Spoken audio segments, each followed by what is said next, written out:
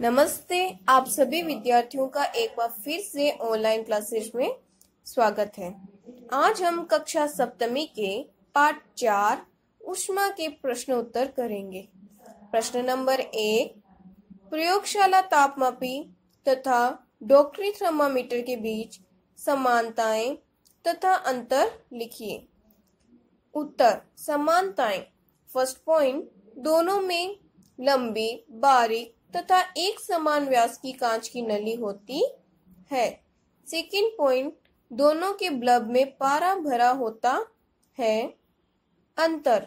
First, डॉक्टरी thermometer से हम 35 डिग्री सेल्सियस से 42 डिग्री सेल्सियस तक के ताप ही माप सकते हैं, जबकि प्रयोगशाला तापमापी का परिसर प्राय 10 डिग्री सेल्सियस से 100 डिग्री सेल्सियस होता है। डॉक्टरी थर्मामीटर से हम मानव शरीर का ताप माप सकते हैं।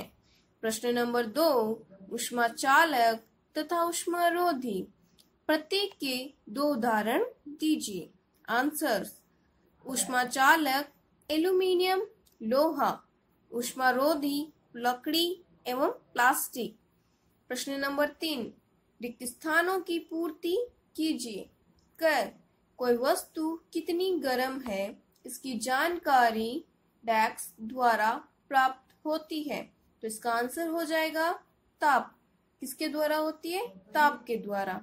उबलते हुए पानी का ताप डेस्क तापमापी से नहीं मापा जा सकता, इसका आंसर हो जाएगा डॉक्टरी। डॉक्टरी तापमापी से हम नहीं माप सकते हैं। नेक्स्ट, ताप को डिग्री डेस्क में मापते हैं, तो इसका आंसर हो जाएगा सेल्सियस।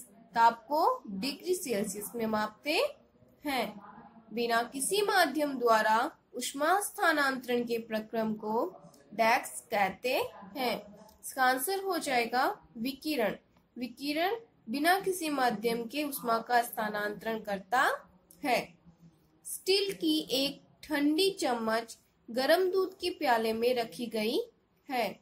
यह अपने दूसरे सिरे तक ऊष्मा का स्थानांतरण डेस्क प्रक्रम द्वारा करेगी, तो इसका आंसर हो जाएगा चालन, क्योंकि यह माध्यम क्या है? ठोसीय। ठोसीय माध्यम में ऊष्मा का स्थानांतरण चालन विधि द्वारा होता है। हल्के रंग के वस्त्रों की अपेक्षा डेस्क रंग के वस्त्र ऊष्मा का अधिक अवशोषण करते हैं, तो इसका आंसर हो जाएगा गहरे। गहरे रंग के वस्त्र अधिक ऊष्मा का अवशोषण करते हैं। प्रश्न नंबर 4, कॉलम ए में दिए गए कथनों का कॉलम बी के शब्दों से मिलान कीजिए। क, थल समीर के बहने का समय रात, समुद्र समीर के बहने का समय दिन, गहरे रंग के कपड़े पसंद करने का समय सर्दियां, हल्के रंग के कपड़े पसंद करने का समय गर्मियां। प्रश्न नंबर 5, सर्दियों में एक मोटा वस्त्र पहनने की तुलना में उसी मोटाई का कई परतों का बना वस्त्र अधिक उष्णता क्यों प्रदान करता है? व्याख्या कीजिए।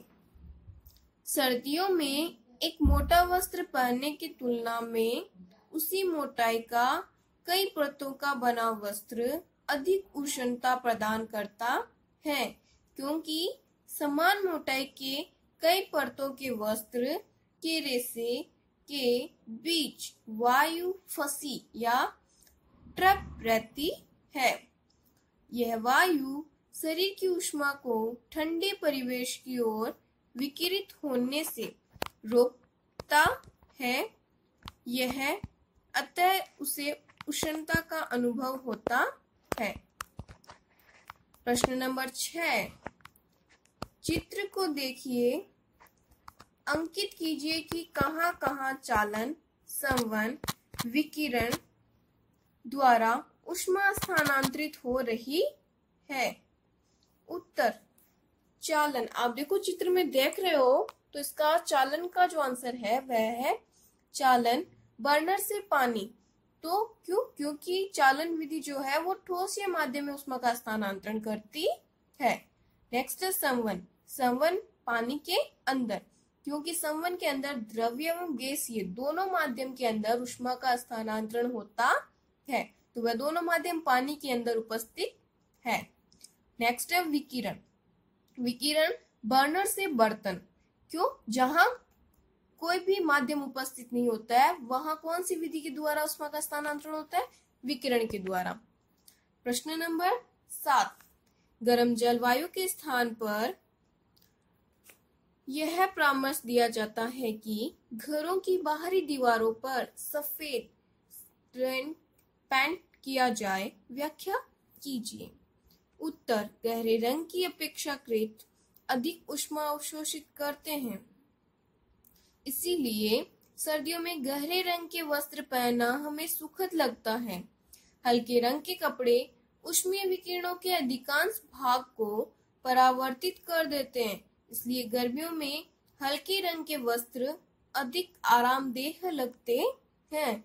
यही तर्क दीवार पर भी लागू होता है, इसीलिए गर्म जलवायु के स्थान पर यह परामर्श दिया जाता है कि घरों की बाहरी दीवारों पर सफेद पेंट किया जाए। प्रश्न नंबर 8, 30 डिग्री सेल्सियस के 1 लीटर जल को 50 डिग्री सेल्सियस के 1 लीटर जल के साथ मिलाया गया, मिश्रण का ताप होगा। कुछ ऑप्शंस दिए हुए हैं। ऑप्शन फर्स्ट, क 80 डिग्री सेल्सियस, ख 50 डिग्री सेल्सियस से अधिक लेकिन 80 डिग्री सेल्सियस से कम, ग 20 डिग्री सेल्सियस, घ 30 डिग्री सेल्सियस तथा 50 डिग्री सेल्सियस के बीच। तो आंसर क्या हो जाएगा? घ 30 डिग्री सेल्सियस तथा 50 डिग्री सेल्सियस के बीच। प्रश्न नंबर 9, 40 डिग्री सेल्सियस ताप की लोहे की किसी गोली को कटोरी में भरे 40 डिग्री सेल्सियस ताप के जल में डुबाया गया। इस प्रक्रिया में ऊष्मा क लोहे की गोली से जल की ओर स्थानांतरित होगी, ख न तो लोहे की गोली से जल की ओर न ही जल से लोहे की गोली की ओर स्थानांतरित होगी, ग जल से लोहे की गोली की ओर स्थानांतरित होगी, घ दोनों के ताप में वृद्धि कर देगी। इसका आंसर क्या होगा? ख न तो लोहे की गोली से जल की ओर और न ही जल से लोहे की गोली की ओर स्थानांतरित होगी। प्रश्न नंबर 10, लकड़ी की एक चम्मच को आइसक्रीम के प्याले में डुबोया गया है। लकड़ी की चम्मच को किसमें डुबोया गया? आइसक्रीम के प्याले में। इसका दूसरा सिरा, कुछ ऑप्शंस दिए हुए हैं। क चालन के कारण ठंडा हो जाएगा, ख संवन के कारण ठंडा हो जाएगा, ग विकिरण के कारण ठंडा हो जाएगा, घ ठंडा नहीं होगा। तो आंसर क्या हो जाएगा? घ ठंडा नहीं होगा। क्यों? क्योंकि ये क्या है? लकड़ी।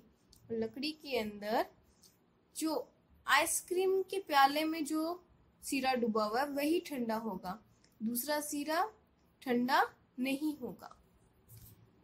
प्रश्न नंबर 11, स्टेनलेस इस्पात की कढ़ाई में प्राय कॉपर की तली लगाई जाती है, इसका कारण हो सकता है क तांबे की तली कढ़ाई को अधिक टिकाऊ बना देती हो, ख ऐसी कढ़ाई देखने में सुंदर लगती है,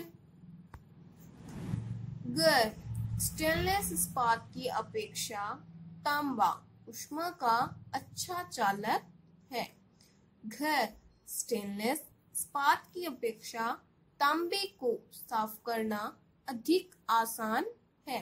तो इसका आंसर हो जाएगा ग स्टेनलेस इस्पात की अपेक्षा तांबा ऊष्मा का अच्छा चालक है। Thank you.